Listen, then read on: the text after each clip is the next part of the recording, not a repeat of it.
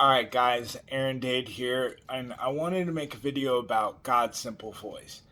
This is a constant topic in between men and women that we mentor with, or really fellowship with, is always, are they hearing from God? What's God saying to them? Interpretation of God's voice.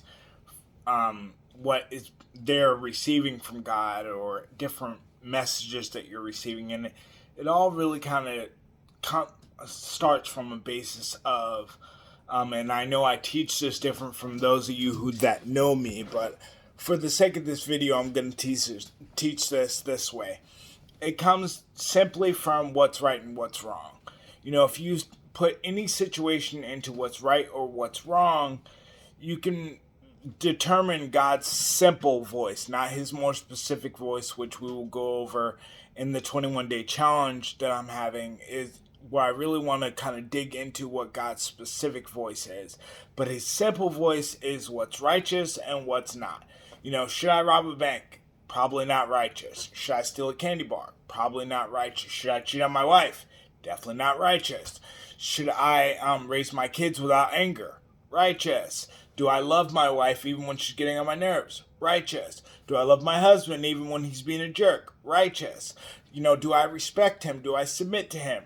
All righteous things. These are kind of yes or no answers. They're very, very quick, and that's how you know you're hearing from God. That's his simple voice. He's just simply, you ask him or put any situation in there, even if you start having conversations like, does 50-50 co-parenting, is that anywhere in the Bible? No, so that's not righteous. So that's his more specific voice. But to be honest with you, simply, if you just ask him about a situation, and asking you shall receive, and it's very, very simple. You will come up with a simple answer. Where this came out for me, and then I can definitely go into a Bible verse that kind of matches this situation. But God's simple voice was really explained to me, and renewing my mind was dealing with my children when I first came back. That was a very difficult time because there was so much, shame, guilt, frustration, anger, and then there's the other side of this where there's persistence, determination, love, and you've missed them so much, and so you're excited, and so much that you want to share, but then at the same time, your kids are still kids. They're going to do what children do. And for me, his simple voice would say to me things like, okay, I know the way that you were raised and what culture you're from, and simply said it's wrong to discipline your children if you're angry. I have a temper problem. I have had a temper problem since I was a kid. I've overcome that through his help, through his simple voice.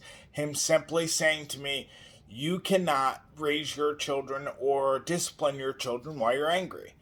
That was when it was more specific. But if you are, when I would get angry and I would go to discipline them, he would say it's wrong to rate. That's wrong. You can't do that. And so that was his simple voice saying this is not righteous. Even though disciplining your children is the right thing to do, still, if you're angry, the motivation is wrong. So therefore, he just let me know simply what was right and what was wrong. Which situations were right and which were wrong. And this is what I really want to highlight in Jeremiah chapter 33, and starting off in verse 8, where it says, I will cleanse them from their iniquity, by which they have sinned against me, and I will pardon their iniquities, in which they have sinned against me, by which they have transgressed against me. It will be to me a name of joy, praise, and glory before all the nations of earth, which will hear all the good I do for them. And they will fear and tremble because of all the good and all the peace I make for it. Okay, this is God speaking about how he cleanses us from our iniquities. My anger problem, cleansing me from that. My some of the addictive character traits that I have, cleansing me from that.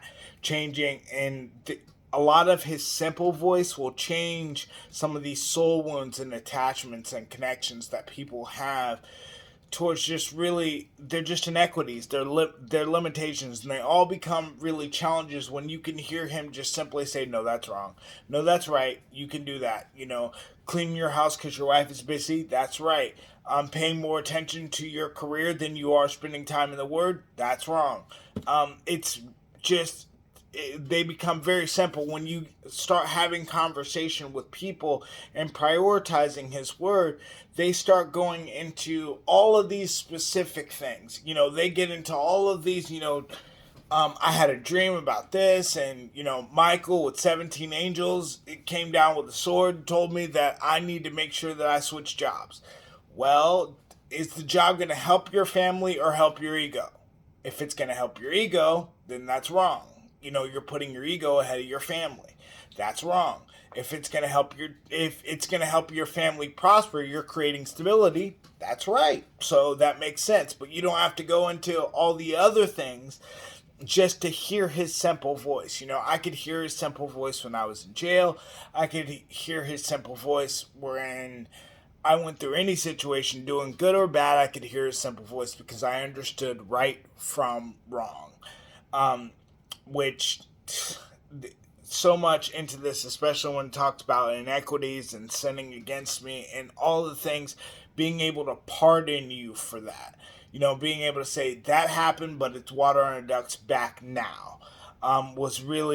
Is his simple voice. Again, the joy that you feel, the praise you're able to give the Lord, the glory that you're able to give to only him when he does things in your life that only he can take credit for, is his simple voice. Because it's not, oh, I'm going to make sure that your car does this at this point or in this time or that. He tells you more so like, don't do this. You don't need to. And then all of a sudden, oh, my car's working and it wasn't at first before. That's his just like simple voice. It's so much easier than trying to explain it in a difficult term. And I know people that know me, you guys are having a good chuckle because I teach this differently as an empty vessel.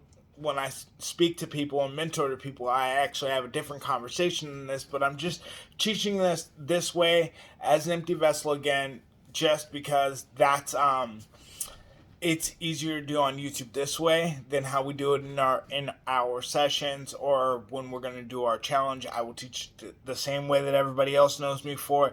But I definitely want people to be able to hear the basis of how you able to have conversations with God, starting conversations with God very, very simply, and not look for making it way too difficult than it needs to be.